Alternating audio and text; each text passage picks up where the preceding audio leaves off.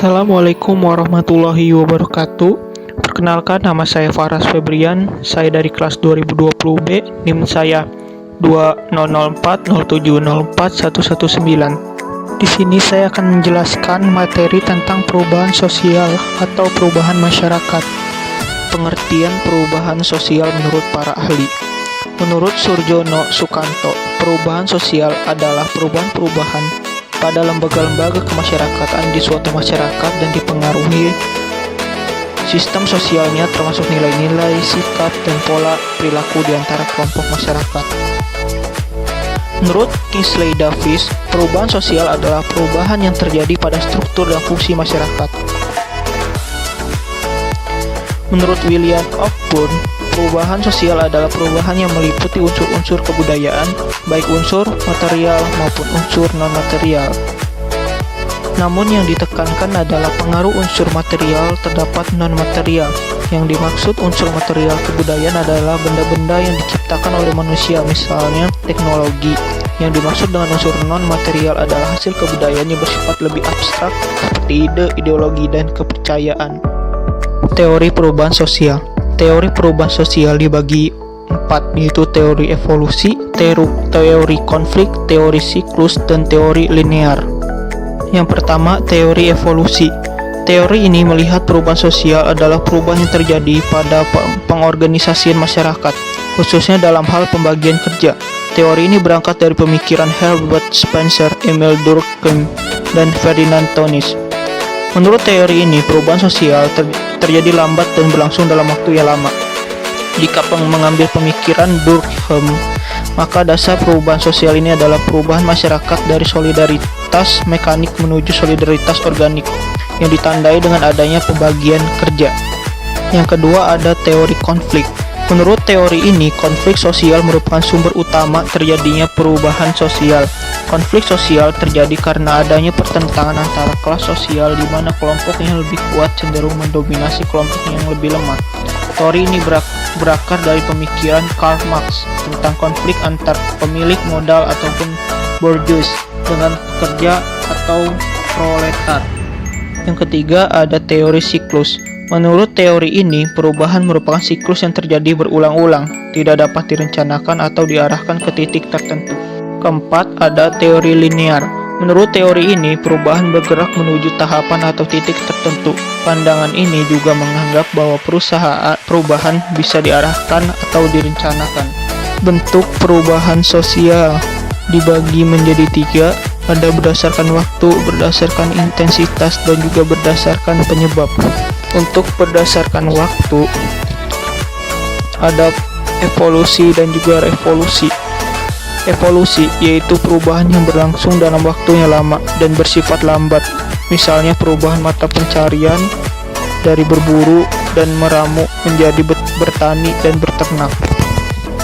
Revolusi yaitu perubahan yang terjadi dalam waktu yang singkat dan cepat.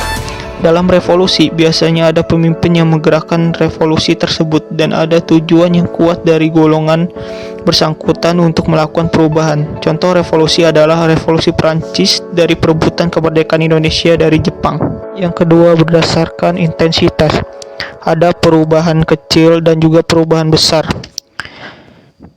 Perubahan kecil yaitu perubahan yang dampaknya tidak terlalu dirasakan oleh masyarakat luas, misalnya perubahan mode pakaian, perubahan mode rambut, dan lain sebagainya.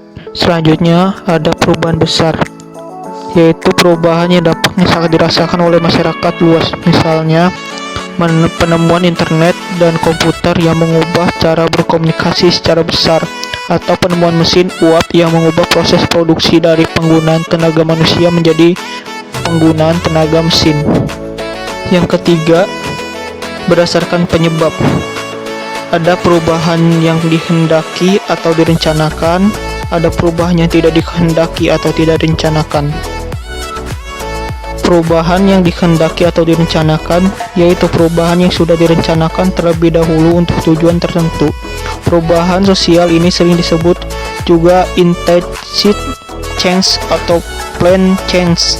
Beberapa sosiolog juga menyebut perubahan sosial yang dikehendaki sebagai pembangunan sosial.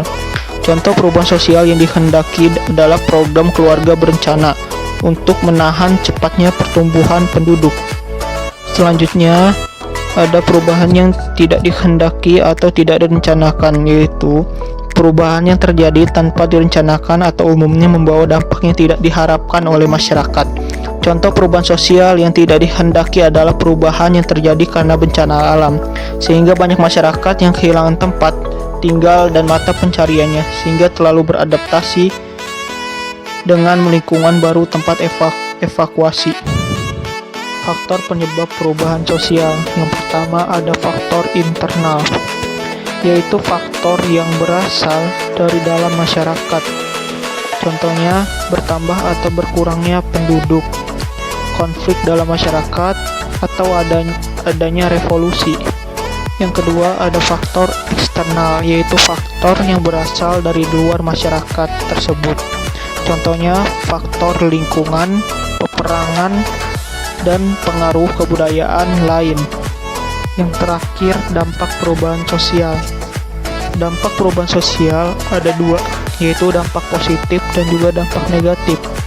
Untuk dampak positif itu contohnya munculnya penemuan baru yang dapat membantu aktivitas manusia.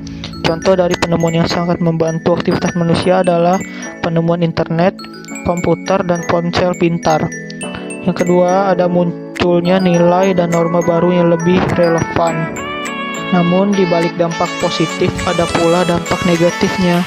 Untuk dampak negatif yaitu perubahan yang terlalu cepat dan dapat menimbulkan anomi, yaitu keadaan di mana nilai lama sudah tidak relevan dan nilai baru belum terbentuk. Orang menjadi kehilangan nilai untuk dipegang. Yang kedua ada kemunduran moral. Itulah tadi pembahasan terkait dengan materi perubahan sosial atau perubahan masyarakat. Itu saja yang dapat saya sampaikan, kurang dan lebihnya mohon dimaafkan. Saya akhiri, wabillahi taufiq wal hidayah. Wassalamualaikum warahmatullahi wabarakatuh.